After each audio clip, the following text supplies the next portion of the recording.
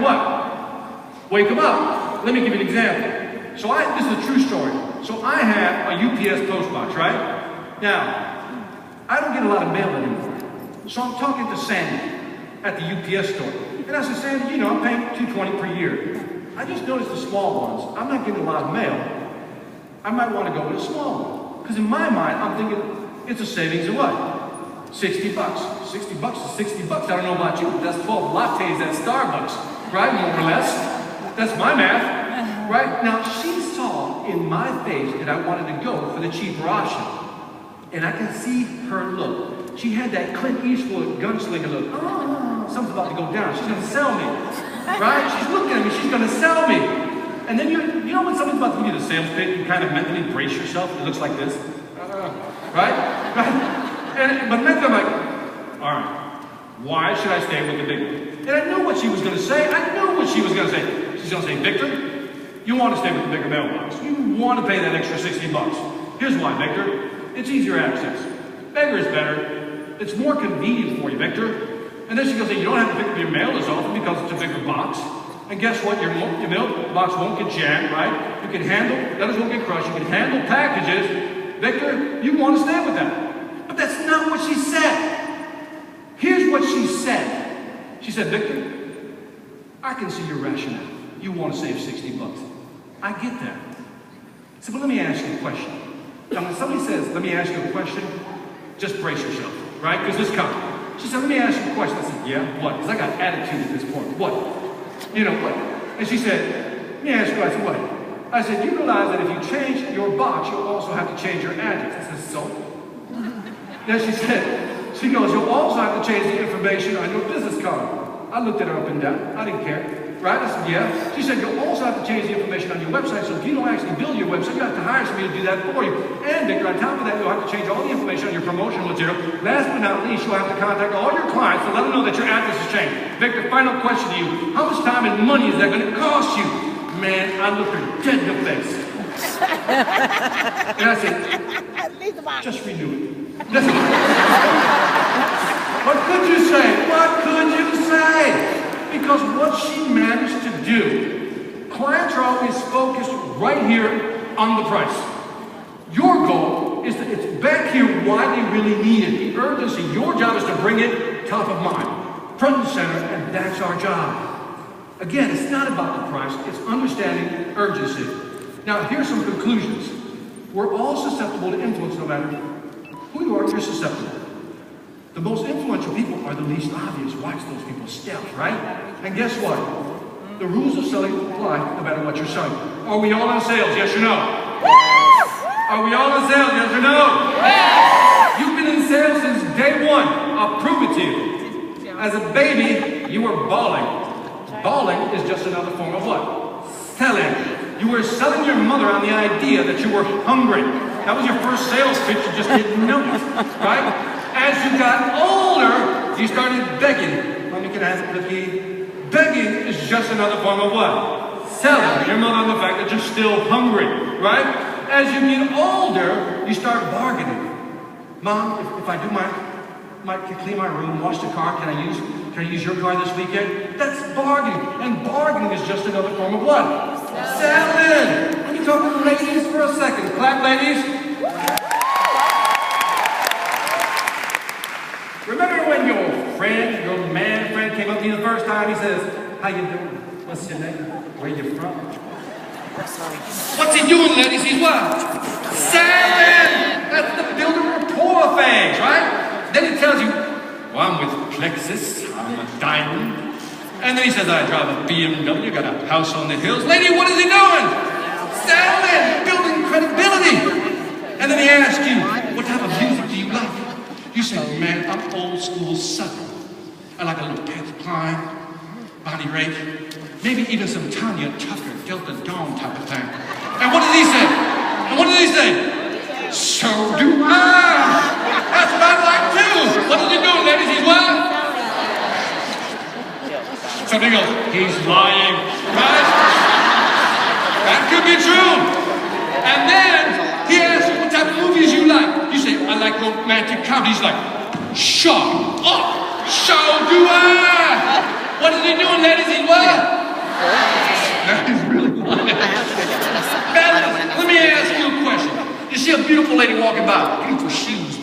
outfit, got the jewelry, makeup, hair did just right. Beth, what is she doing? I got 2 bags there, sorry. No, that's marketing. Totally different.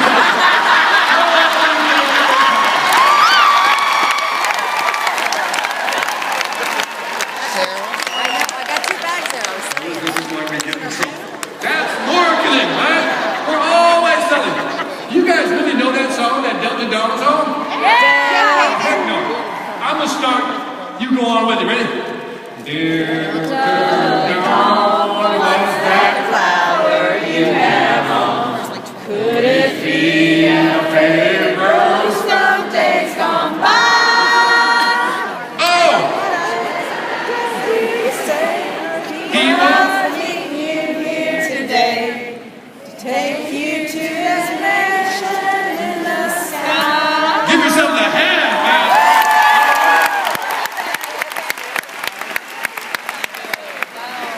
I can tell that's something you grew up on. Hee-haw. Oh, that was my show. That was my show. I was like the only Puerto Rican kid in the hood watching hee-haw. Like, but it's so cool. It's so cool. Check out the song, right? If they buried all them treasures, lost in them woods. You know, stop that stuff. Let's move on. I'm sharing too much. What is all selling now? Let me do something real quick. Ebbinghaus has something interesting. Pay attention to this. Did you know that within 24 hours you will forget 75% of what I just said? How depressing for me, right? And did you know at the end of the month, within 30 days you'll forget 90%. And the 10% you're able to recall, 50% of that is incorrect. Totally depressing. So I'm going to help you out. I'm going to give you some stuff here. Let me walk you through some stuff. I got books. I've written about 14 books.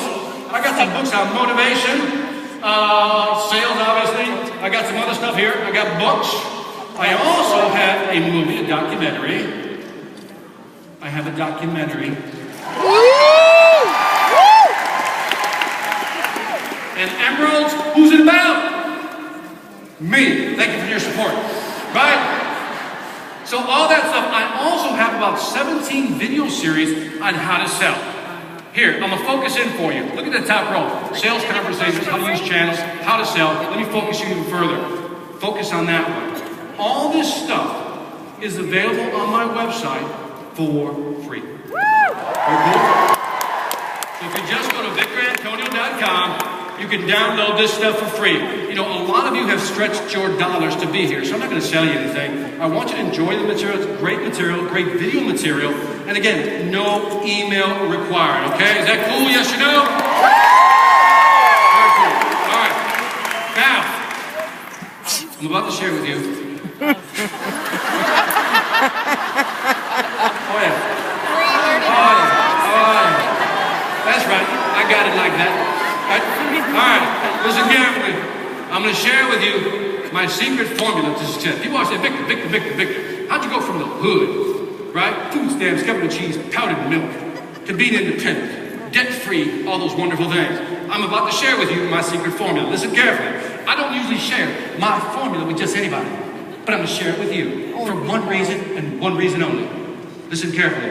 Because I love you.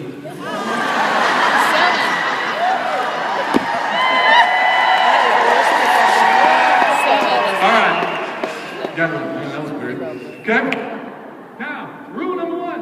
If you want to be successful in selling is, you gotta ask. You gotta ask. If you want something, you gotta ask. Now listen carefully. I told my Emerald friends this. I've been married 26 years. Give it up. 4 different women, add up the years, doesn't matter. Emeralds are going, I can't believe they saw 4. Yeah, they did. One, I'm just kidding. Some of you are like, that's not funny, right? One wife, 26 years, right? Been together 28 years, and I told people she's from Minnesota. Tough German Norwegian, Puerto Rican. You gotta be in our house to understand, right? And so when I first started dating my wife, I remember we drove from Minnesota to Chicago. And I'm driving. My wife looks over at me, girlfriend at the time, And she said, "Are you hungry?" She asked me if I was hungry. I look over and I go, "No, not really." And I keep driving.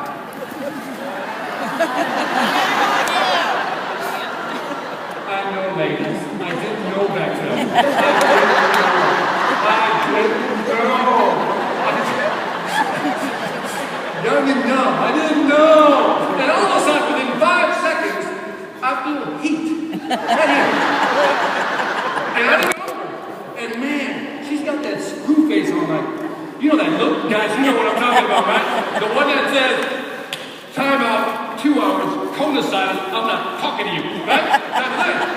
And so finally we pulled over to a rest area, and I said, "Sweetie, what's wrong?" She goes, "Nothing." She goes, "Nothing." I said, "No, what did I do wrong?" What did I do? We start going to begging mode. This is begging right here, guys. Hands up, that's begging. I said, "Well, what did I do wrong?" She goes, "I asked you if you were hungry." I said, "Look at it, dog." I go, "Yeah, I told you I wasn't." And then what did she say?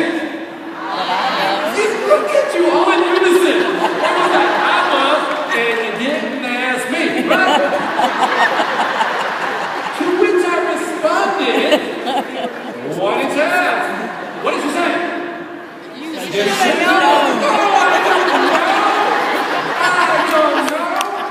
You just should have known. Now, ladies, pay attention. Pay attention. Pay attention. Ladies,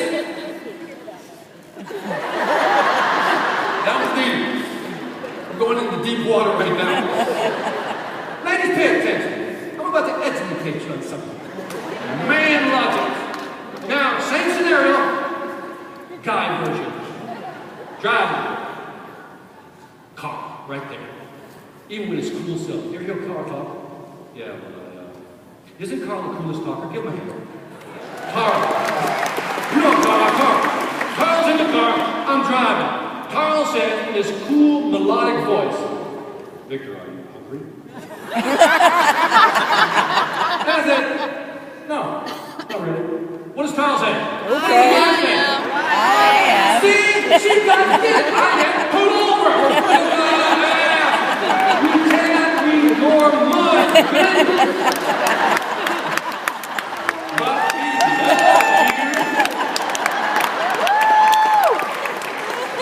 so rule number 1 is you gotta ask. Rule number 2, you gotta know how to ask. Now, I'm living in Miami.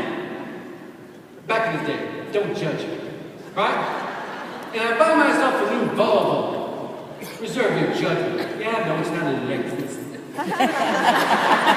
But that's before I knew Lexus, right? So I bought this new Volvo, right? I pulled up to the gas station, right?